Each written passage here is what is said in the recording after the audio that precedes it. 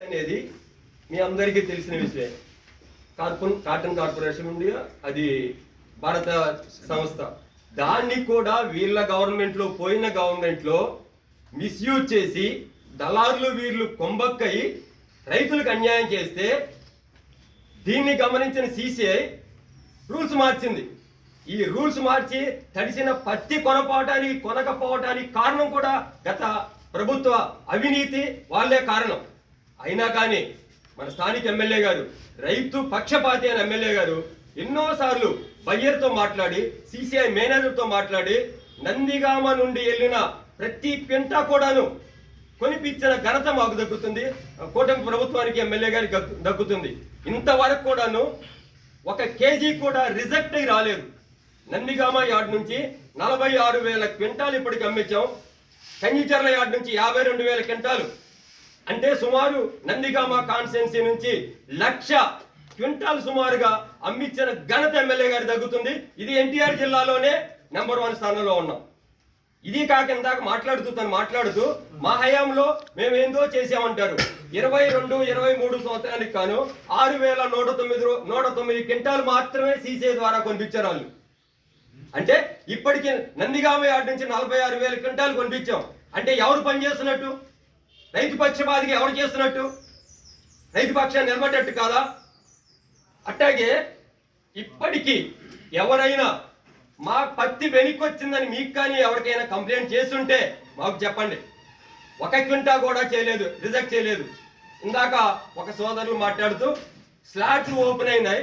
12వ తారీఖు వచ్చిన మాట వాస్తవమే. జనవరి 9వ తారీఖు వరకు ఓపెన్ ఉంటుంది, పత్తి స్లాట్ రైతులు బుక్ చేసుకోమని చెప్పారు.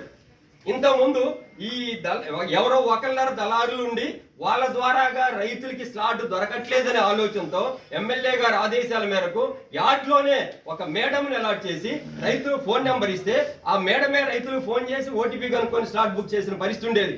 అది కూడా ఇబ్బందిగా ఉందని చెప్పి ఒకేసారి బయ్యర్ స్లాట్లు ఓపెన్ చేయడం జరిగింది. ఇక్కడ ఒక మంచి కూడా కొన్నిసార్లు ఇబ్బంది పడాల్సిన పరిస్థితి వస్తుంది సోదరులారా. ఏంటంటే మన బయ్యరు జిల్లాలో కాటన్ ఎక్కడైనా అమ్ముకోవచ్చు.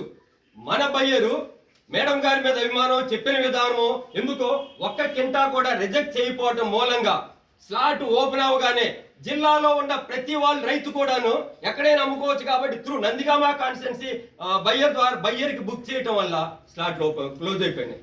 గమనించారు ఇక్కడ?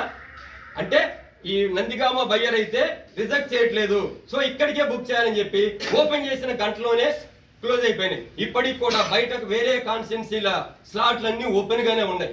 ఎందుకంటే వాళ్ళ బయర్లు నాణ్యత ఉంటేనే నాణ్యత ప్రమాణాలు, సిసిఐ ప్రమాణాలు వాడుకొని ఆట ద్వారానే కొంటున్నారు, రిజెక్ట్ చేస్తున్నారు. కాబట్టి ఇది రీజన్. కొంచెం మనకి ఈ రోజున క్లోజ్ అవుట్ అయిన రీజన్ ఏంటంటే ఈ బయ్యర్ అయితే రిజెక్ట్ చేయడు.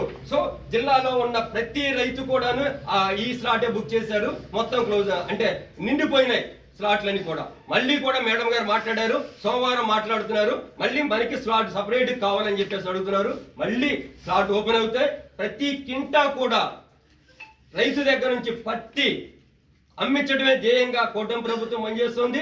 పోయిన నెల 6వ తారీఖే అచ్చెన్నాయుడు గారితో మాట్లాడి, మీకు గమనించారో లేదో, పాత్రియ సోదరులందరూ ఉన్నారు చంద్రపాడులో పర్యవేక్షణకి వెళ్ళినప్పుడు, ముంపు ప్రాంతాల పర్యవేక్షణ అక్కడి నుంచే అచ్చెన్నాయుడు గారితో మాట్లాడారు.